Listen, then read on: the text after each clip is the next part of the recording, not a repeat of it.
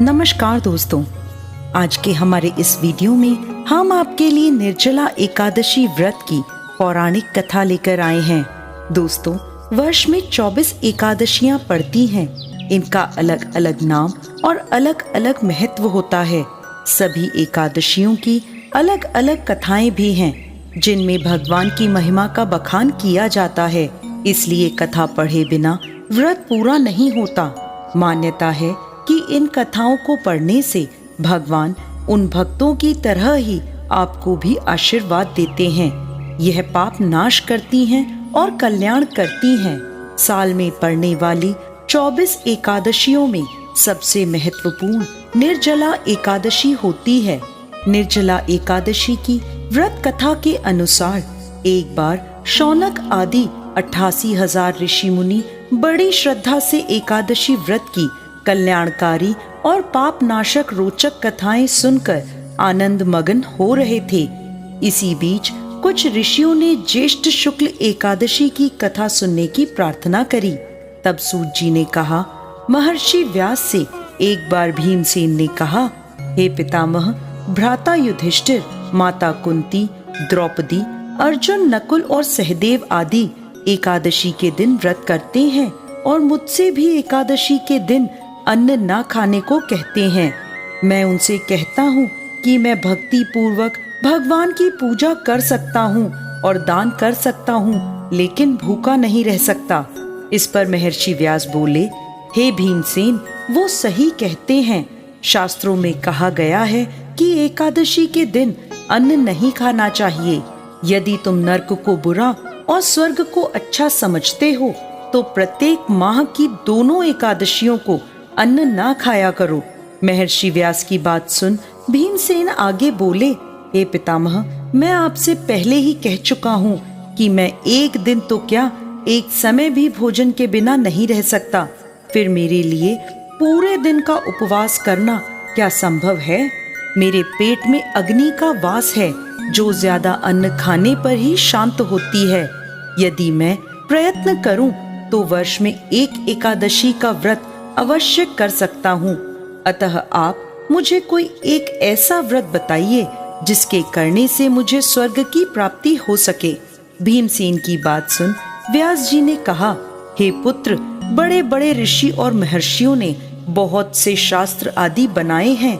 यदि कलयुग में मनुष्य उनका आचरण करे तो अवश्य ही मुक्ति को प्राप्त होगा। उनमें धन बहुत कम खर्च होता है।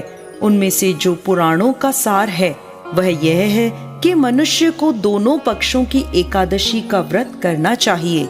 इससे उन्हें स्वर्ग की प्राप्ति होती है। महर्षि व्यास ने कहा, हे वायुपुत्र, वृषभ संक्रांति और मिथुन संक्रांति के बीच ज्येष्ठ माह के शुक्ल पक्ष की एकादशी आती है।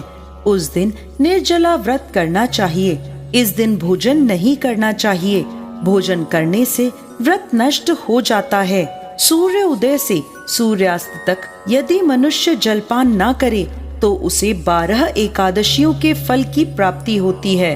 द्वादशी के दिन सूर्योदय से पहले ही उठना चाहिए। इसके बाद भूखे ब्राह्मणों को भोजन कराना चाहिए। उसके बाद ही स्वयं भोजन करना चाहिए। हे भीमसेन, स्वयं भगवान ने मुझसे कहा था कि इस एकादशी का पुण्य सभी तीर्थों और दानों के बराबर है। एक दिन निर्जला रहने से मनुष्य पापों से मुक्त हो जाता है।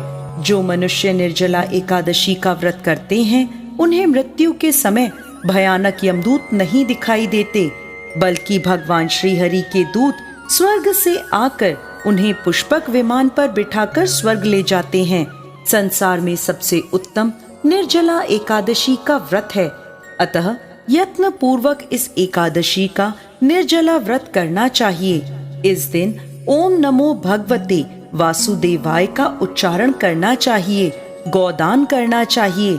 निर्जला व्रत करने से पहले भगवान का पूजन करना चाहिए और उनसे प्रार्थना करनी चाहिए, हे प्रभु, आज मैं निर्जला व्रत करता हूँ।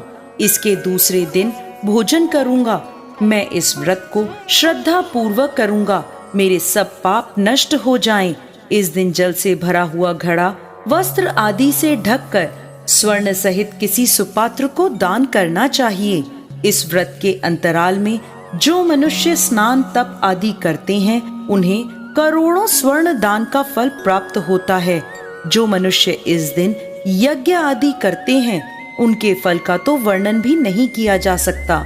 इस निर्जला एकादशी के व्रत के पुण्य से मनुष्य विष्णु लोक को जाता है।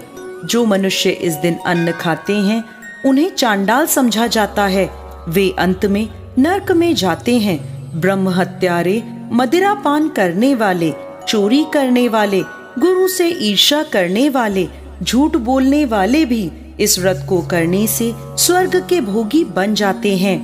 हे भीम, जो पुरुष या स्त्री इस व्रत को श्रद्धा पूर्वक करते हैं तथा इस कथा को कहते व सुनते हैं उन्हें निश्चित ही विष्णु लोक की प्राप्ति होती है। जय श्री हरि विष्णु।